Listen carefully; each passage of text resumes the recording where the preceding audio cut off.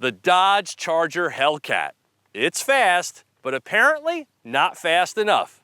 So here we have the Charger Hellcat Redeye, the fastest Charger Dodge has ever built.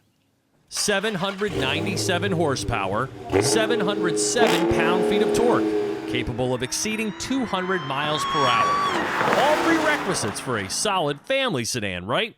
Well, that's what the Dodge Charger is, and believe it or not, even when spec'd like this, it can still skillfully serve in that manner. Now, you've got to have a penchant for gas stations and a little redneck in you for sure. But all told, this Charger is a large car with a huge trunk that can transport up to 5 in complete comfort and at a leisurely pace. That's right, gobs of power are always available, but when driving in the auto setting under eco conditions, the Hellcat Redeye cruises around with barely a hint that at any given moment, things can go ballistic. And indeed they do. Try Sport Mode, for instance, which unleashes the Hemi's full fury and grab the wheel with 2 hands. Even with the optional P0 summer tires, grip is the Redeye's biggest challenge.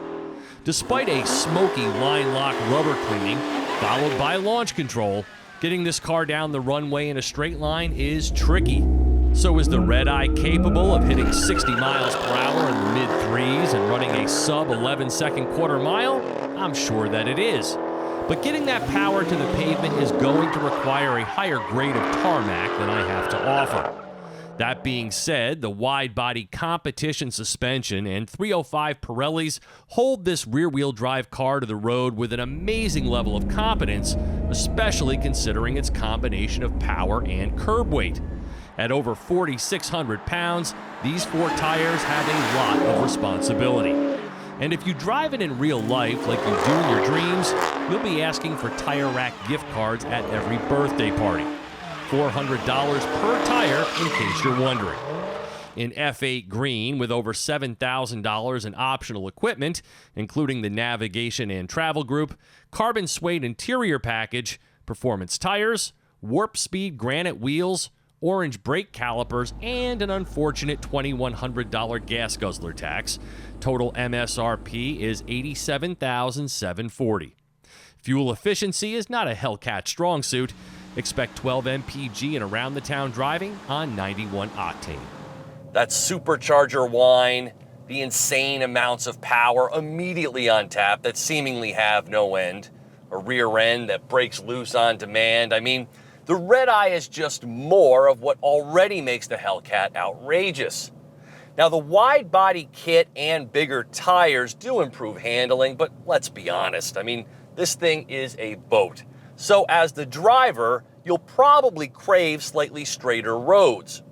Now, that being said, if you ever do get the chance to drive one of these, and I'm being serious here, you are going to want to take caution. Do not stab at the throttle in this car, because as an inexperienced driver, if you do, you could end up in a world of hurt.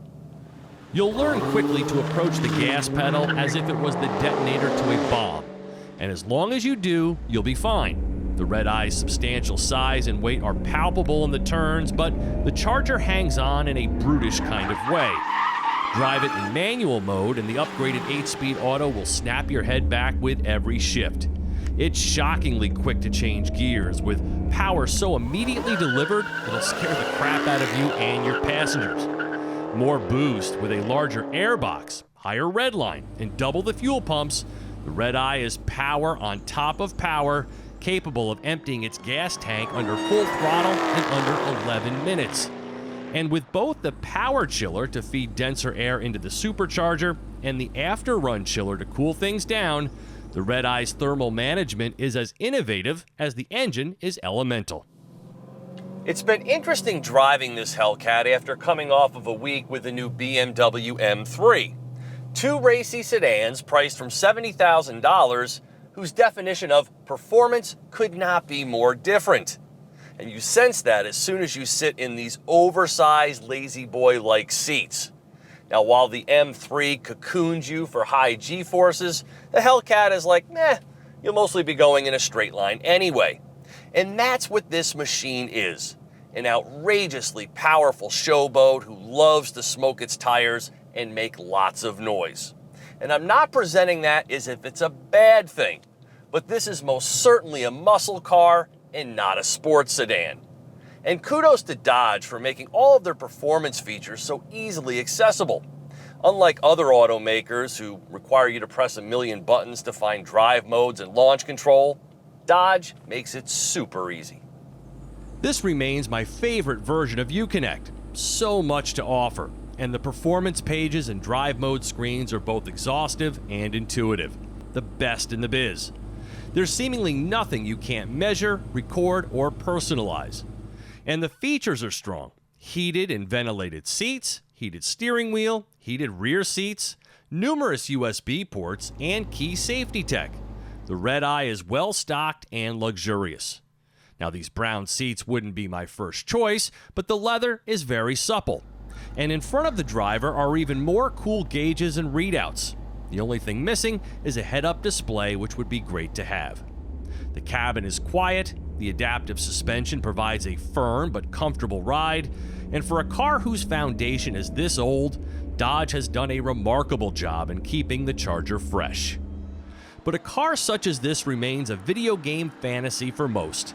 In an era of electrification, there won't be many takers for a demon-powered Charger.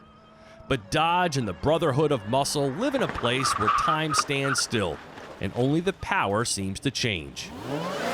For TestDriveNow.com, I'm Steve Hammis.